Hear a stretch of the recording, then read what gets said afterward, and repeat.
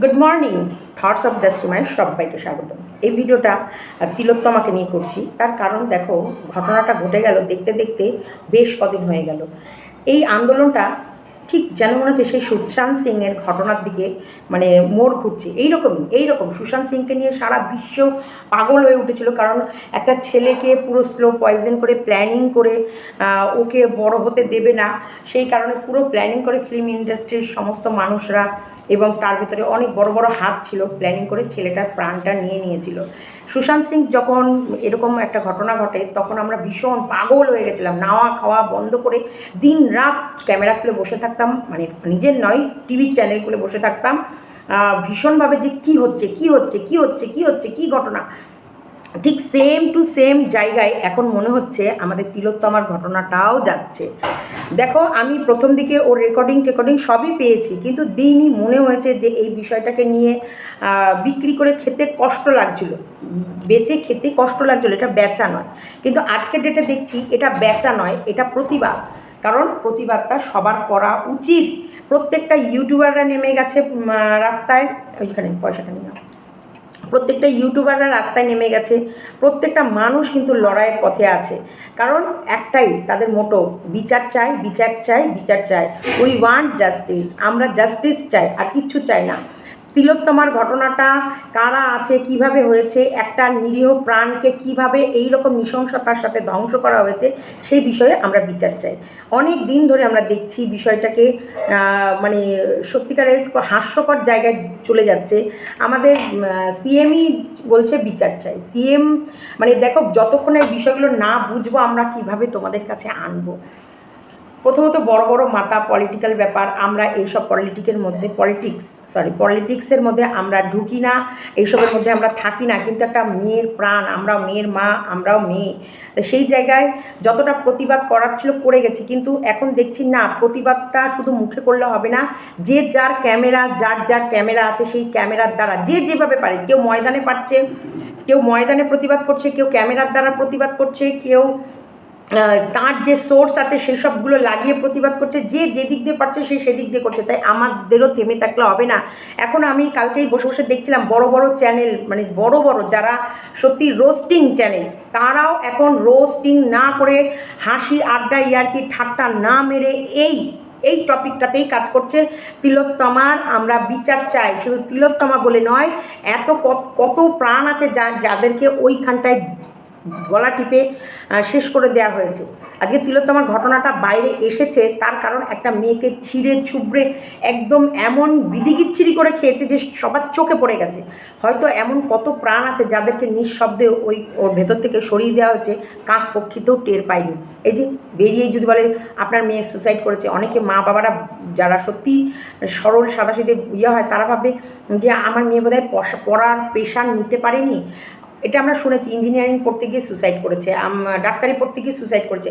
আমরা কি ধারণা করি, মেয়েটা বোধহয় পড়ার প্রেশার, কাজের প্রেশার নিতে পারিনি, মা বাবাকেও কিছু বলতে পারছে না, অকালে প্রাণটা চলে গেল। কিন্তু এখন আমরা কি দেখছি, না, মেন প্রেশার ওটা নয়, মেন প্রেশার অন্য জায়গায়। কি একটা প্রাণকে ঘাটিয়ে দোলে দংশে নিয়ে খাটিয়েও নেব, তাকে দিয়ে মানে উদয় অস্ত পরিশ্রম করার পরও তার যখন ফলস্বরূপ সে কিছু আশা করে, তার মার্কশিট, তার গ্রেড, তার আগের মানে আরেক ধাপ এগিয়ে যাওয়ার রাস্তা, সেইখানটায় যখন সে ওই রাস্তাটা ডিমান্ড করবে, তখন কি করব, তার কাছে বলবো পয়সা দাও, তবে তোমাকে আমি এখান থেকে উত্তীর্ণ করে আরেক ধাপ ওপরে দেবো।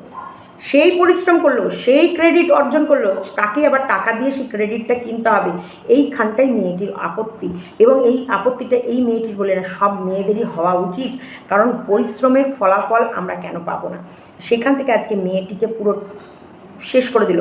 মেয়েটির ডায়েরি লেখা অভ্যাস ছিল, যেটি ধীরে ধীরে মেয়েটির মা, দেখো অবশ্য যত এটা নিয়ে নাড়াচাড়া হবে তখনই একটার পর একটা কথা মনে পড়বে, একটার পর একটা কথা বলবে। মেয়েটি রাতের বেলা মায়ের সাথেও কথা বলেছে, তখনও মেয়েটির মা একবারও বোঝেনি যে বিষয়টা সুসাইড, আমার মেয়ে কি সুসাইড করতে যাচ্ছে কি যাচ্ছে না, বা আমার মেয়ে ডিপ্রেশনে আছে, বা আমার মেয়ের মন মানসিকতা ভালো নেই, বা আমার মেয়ে এরকম। সে যেমন রোজগার মতো কথা বলে সেরকমই কথা বলেছে, বন্ধুদের সঙ্গে খেয়েছে, খাওয়ার পর সেই যে শুলো, আর তাকে আমরা এই ইয়েতে দেখলাম না। আজকে এই হলো সবথেকে বড় সংগ্রামী যোদ্ধা।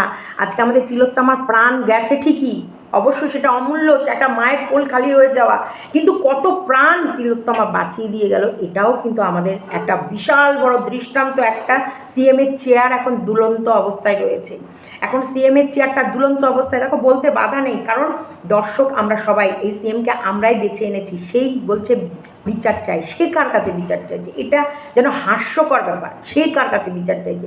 বিচারটা তো দেওয়ার কথা তার। সে শিক্ষামন্ত্রী, সে শিক্ষামন্ত্রী না, সে হচ্ছে পুলিশ মন্ত্রী, সে হচ্ছে এই তোমার হচ্ছে মেডিকেল, যেটাকে বলে ডাক্তারের যে হসপিটালের মেডিকেল বিভাগের তার মন্ত্রী। তাহলে তিনি বিচার কোথায় চাইছেন? আপনার মন্ত্রিত্ব থাকাকালীনই তো ওই হসপিটালে এত বড় দুর্ঘটনা ঘটলো, আর আপনি প্রথম দিন কেন তৎপরতা হলেন না? প্রথম দিন কেন হসপিটালের ওই পোর্শনটা ভাঙানোর চেষ্টা করা হলো? আমরা তো জানি যখন একটা জায়গায় বড় সড়ো দুর্ঘটনা হয়, এরকম ধরনের ভয়ঙ্কর কিছু হয়, তখনই রাতারাতি সেই জায়গাটাকে সিল করে দেওয়া হয়। প্রশাসন থেকে এই ব্যবস্থা নেওয়া হয়, আগে রাতারাতি সিল করো। সিল তো দূরে থাক, ওখানটায় সেই দিনই পরের দিনই ইনস্ট্রাকশনের কাজ হচ্ছে, ওই দেয়াল ভেঙে ওখানে বাথরুম হচ্ছে। মানে কতটা ভয়ঙ্কর। এবং এটাও আমি শুনেছি, এই রকম মিউনিসিপ্যালিটিতে কোনো বিল জমাই পড়েনি। আমরা তো প্রথমে মিউনিসিপ্যালিটিতে জমা দিই যে আমি আমার বাড়িতে এই কাজটা করাতে চাই, সেখান থেকে পাশ হয়ে আসে, তারপরে কিন্তু আমরা মিস্ত্রি লাগাই। এখানটায় আরও সরকারি কাজ, উনি সরকারি হসপিটাল, সেটা সরকারি কাজ একদম সরকারিভাবেই হবে। সেখানটায় মিউনিসিপ্যালিটি থেকে এই রিপোর্টও এসছে, সেইখানে কোনো কাজ হবে এরকম কোনো ইনফরমেশান তাদের ছিল না। কোনো রকমের কাগজ, কোনো রকমের ফর্ম ফিল আপ করা হয়নি, কোনো রকমের এই কাজের জন্যে কোনো দিক থেকে কেউ নির্দেশও দেয়নি যে অমুক হসপিটালে অমুক দিন অমুকের কাজ হবে। দেখো, সরকারি নিয়ম আমরা সবাই জানি, মোটামুটি অশিক্ষিত হলেও আমরা জানি নিয়ম মেনে একটা বাড়ি করতে গেলে একটা প্ল্যান করতে হয়, সেই প্ল্যানটা পাস করার জন্য জমা দিতে হয়, সেই প্ল্যানটা পাস হয়ে আসার পর আমি মিস্ত্রি লাগাতে পারি। তেমনি ওটা একটা বড় হসপিটাল, সরকারি হসপিটাল, সেখানে যে কোনো কাজ হতে গেলে তাদেরও কিছু নিয়ম নীতি মেনে চলতে হবে। তা সেটা হঠাৎ করে ভাঙাভাঙি এখান থেকেই তো প্রকাশ পেয়ে যাচ্ছে। তো এই সিএম কার কাছে বিচার চাইতে যাচ্ছে? হাস্যকর ব্যাপার। এই হাস্যকরের জন্য না, এই মানুষটিকে আমরাই কিন্তু ভোট দিয়ে আজকে এই জায়গায় এনেছি। ভীষণ ভালোবাসতাম, ভীষণ, মানে আমার ওনার প্রতি এত সফট কর্নার, এত সফট ওনার প্রতি আমার ভালোবাসা ছিল, আমি তোমাদের বলে বোঝাতে পারবো না। ওনার যেন আমার মনে হতো কি ওই একটা মানুষ বোধহয় কোনোদিন কাউকে ঠকাতে পারে না, কিন্তু এত বড় দুষ্কৃতিকর কাজ এবং এত বড় বড় দুষ্কৃতি পুষে রাখা, এটা কত ভয়ঙ্কর। তো এইটাই আমি বলবো বলে আমার মনে হলো যে তোমাদের সাথে শেয়ার করি। এবার থেকে তিলোত্তমাকে নিয়ে সমস্ত ভিডিও আমার এই চ্যানেলেই আসবে, কারণ অবশ্যই এতেও আসবে, জাস্টিমা থটসেও আসবে, জাস্টিমাতেও যদি পারি দেব, কিন্তু আমরা দেব অন্তপক্ষে। তিলোত্তমাকে নিয়ে আমাদের লড়াই আজ থেকে শুরু হলো।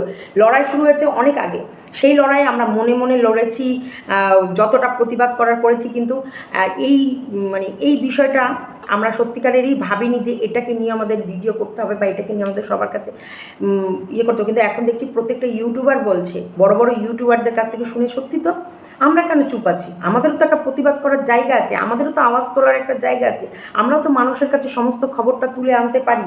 সেই প্রতিবাদটা আমরা এই চ্যানেলের মাধ্যমে করব। যারা নতুন দেখছো তারা অবশ্যই চ্যানেলটিকে সাবস্ক্রাইব করে নিও, ভালো লাগলে লাইক, কমেন্ট, শেয়ার এবং ভালোবাসা দিও। কারণ প্রতিবাদ শুরু না, যখন থেকে আমার বাপি এই কথাটা বলেছে, যখন থেকেই তুমি চোখ খুলবে তখন থেকেই সকাল। প্রতিবাদ নয়, আজ থেকে আমরা শুরু করলাম তীব্র প্রতিবাদ চ্যানেলের মাধ্যমে। ধিক্কার জানাচ্ছি, ধিক্কার জানাই প্রত্যেকটা মানুষকে যারা একটা নিরীহ প্রাণকে ছিনিয়ে নিয়েছে, যারা এইরকম শত শত প্রাণকে ছিনিয়ে নিচ্ছে, ধিক্কার জানাই। একটা মেয়ে হয়ে, একটা মা হয়ে, একটা নারী হয়ে, এবং এই জায়গায় আমরা জন্ম নিয়ে ধিক্কার জানাচ্ছি যে আমরা সবসময় জানি আমাদের মনুষ্যত্ব সবার আগে, কিন্তু এই মনুষ্যত্বকে বিক্রি করে, মনুষ্যত্বকে মেরে টাকা পয়সা দিয়ে ছি ছি ছি ছি ছি। আজকে প্রত্যেকটা নেতামন্ত্রী যেভাবে টাকা খেয়ে টাকার সংকট করে দিয়েছে, প্রত্যেকটা মানুষের ঘরে এখন অভাব, প্রত্যেকটা মানুষের ঘরে অভাব, প্রত্যেকটা মানুষ এখন বেকার, কাজ নেই। ঝালমুড়িওয়ালা সত্যিকারের উনি আমাদের সেই ফুটপাতিয়াই করে দিয়েছে।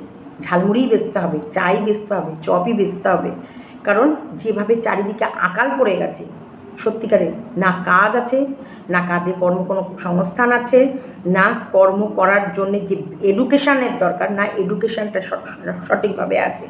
কোথায় যাবে মানুষ, কোথায় যাবে? হবুচন্দ্র রাজার হবুচন্দ্র মন্ত্রী হলেন না, আমাদের হবুচন্দ্র রাজা এটা আমি বলতে পারি না,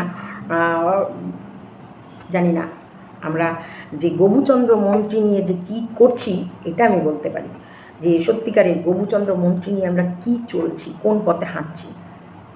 আমার কাছে সবার আগে আমরা একটা মানুষ, আমরা মানুষ হয়ে মানুষের পাশে থাকবো, মানুষ হয়ে মানবিকতা নিয়ে লড়বো, এর বাইরে কিচ্ছু চাই না।